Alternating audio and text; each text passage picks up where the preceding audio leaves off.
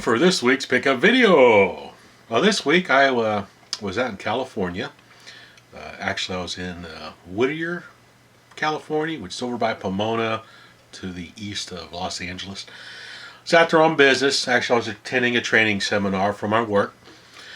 But in the evenings, I was running around and doing other things. I was able to visit my buddy SoCal Mike from the Retro Gaming Roundup podcast. Spent some time with him. I actually shot some footage of his Stunt Pilot, a electromechanical game from 1969 that I'll be doing an Arcade USA episode on here very soon. Also got a chance to spend a little bit of time with Nermix, who does the Intellivisionaries podcast. Got to check out his arcade, which will be another episode of Arcade USA you'll see fairly soon. And also sat down and talked with him a little bit about his Intellivisionaries podcast, which I'll have as a separate video. Probably call it Focus on the Podcast or something like that. I want to try to interview these different people who do retro gaming podcasts. It's something different to do besides my Arcade USA that I do. But anyway, I also visited a pretty neat collector's, I don't want to call it a flea market. It was more like a collector show. It's called Frankensons. It's out there in Pomona, California. My buddy SoCal Mike told me about it and told me to check it out because he's never been there. It was pretty neat, but it was mainly geared towards collectors. The pricing was a little bit high on the few retro gaming items I found there. In the entire building, I maybe found 4 or 5 booths that had retro gaming stuff in it, so it wasn't a whole lot there. It was mainly Hot Wheels and Star Wars and Magic the Gathering and these other card games there. But I did find one booth. He was in aisle 600 in that show. They had a lot of nice retro gaming items. Had some box ColecoVision games and loose ColecoVision games, Atari 2600 and television. He had pretty much everything there in this really well, it wasn't a small booth. It was a long booth that was kind of thin, so it's like one aisle to get down it. But really good prices. Had a lot of neat stuff in there. If you do go to that thing, that'd probably be the only booth I would go to, is that one on aisle 600. Anyway, let's get to some of the pickups. These first 2 pickups, I didn't actually pick them up per se. I was donated these by Nermix from the Intellivisionaries podcast. He donated to me a television auto racing. I love car racing games. Love them. It's a neat game. I'll probably be doing a video on that as part of my Intellivisionary gameplay videos because I'm loving the Intellivision system now that I've discovered it. Like I said before, I never had one when I was younger, and I just recently picked one up. The other game he recommended for me to try was Microsurgeon. And I've played this a little bit, and it's a quirky little game, but I kind of like it. It's kind of neat. It's kind of like playing Fantastic Voyage. So, that's a great game, and I want to thank Paul, Mr. Nermix, for giving me these games. I really appreciate it. I'm going to enjoy the heck out of them. And let's see. When I went to that Frankensons collectible show, I did pick up some games for my television system. I picked up Stampede. Great Activision game. I love Activision games. They did a good job with their games. That's a fun one to play. Also picked up Frog Bog. Now, I like the Atari 2600 version of Frog Bog, but this one is a lot more fun. It's a little bit more challenging as well. You can actually control how high the frog jumps, what arc. If you overshoot your pad, you fall in the water, and he swims back. You see his head out of the water, swim back to the lily pad, which really cracks me up. So this will probably end up being a Hallmarcus and Focus RS Plays video series. This will probably be one of them right there. I also picked up Motocross. It's a motorcycle racing game. It's a little hard to control. It's kind of like Auto Race, but you got a motorcycle instead. I'm enjoying it. It's kind of fun. Just got to get used to the controls a little bit. Me and that dang Intellivision controller just are not seeing eye to eye. Then I picked up Zaxxon by Coleco. Uh, I don't really care for this too much. I don't like how the 3D view is actually coming at you this way instead of being like you normally see in the arcades action on the, you know, at an angle like this. This is kind of like the Atari 2600 version. I'm not liking it. So I don't know what I'm going to do with this one yet. I don't know. I'm not liking that one. And then lastly, I picked up bowling. Because I love bowling games. I don't care what system they're on, from the old Timex Sinclair up to the PS3.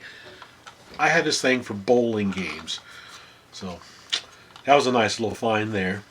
Of course, all these cartridges I picked up had to take a pretty severe cleaning to get them to work. They were pretty nasty. And then, also, what I found when I got back to town, I stopped at one of my traded stores I like to stop at every once in a while when I got back into Raleigh.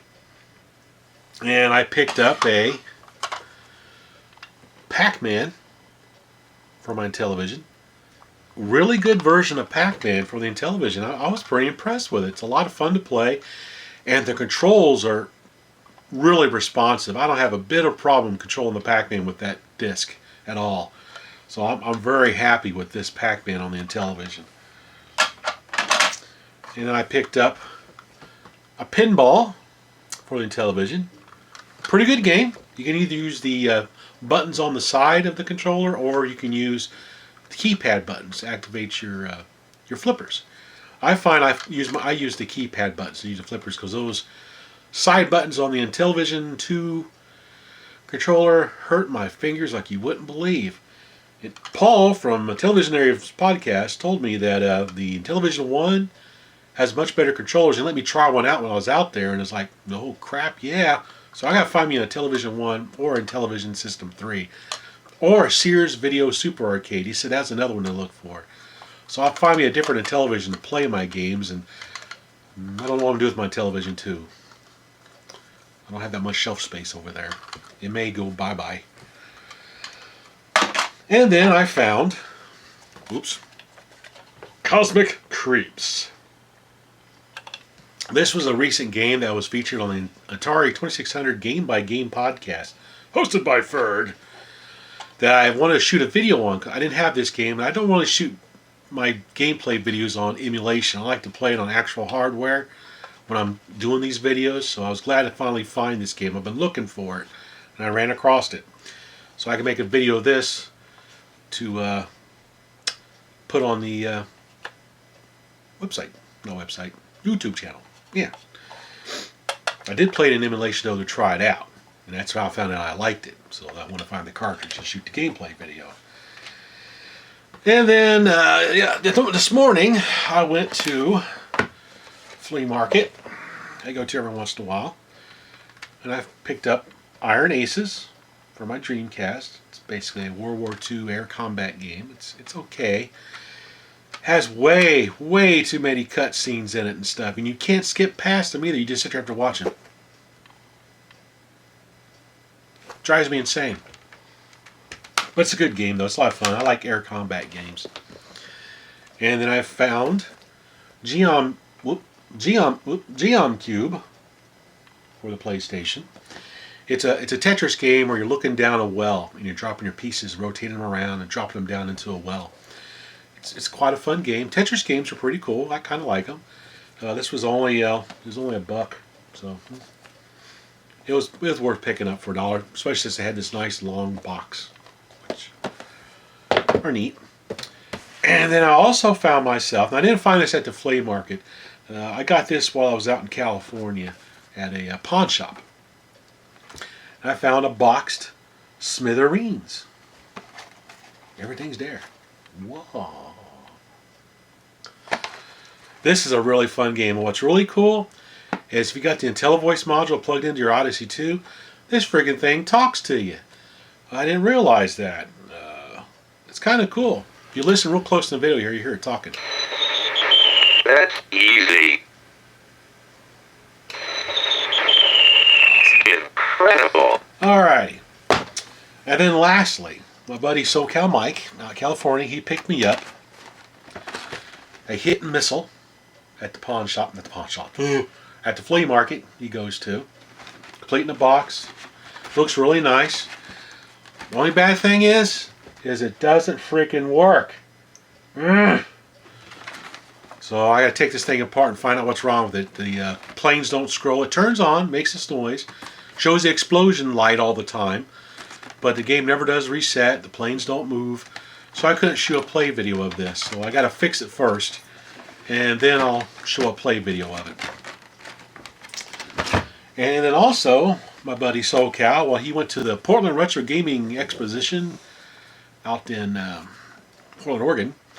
He picked me up Frenzy for the Atari 1700. It has Frenzy and Berserk on it both. This was programmed by a user on AtariAge.com, Pac-Man Plus, if I remember correctly. He's a prolific programmer, making all kinds of stuff for the Ataris. And this game is freaking awesome.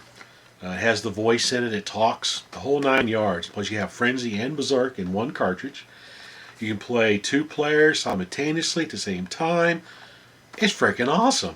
I can't recommend this game highly enough. If you got an Atari 1700 and you like Berserk or Frenzy, you need to get this game. It's freaking out of this world, man. I want to try to see if I can interview the programmer of this game for Stalking the Retro. I got to contact him yet and see about getting it set up. But anyway, I think that's all the pickups for this week. Yeah, that's everything. Thanks for watching.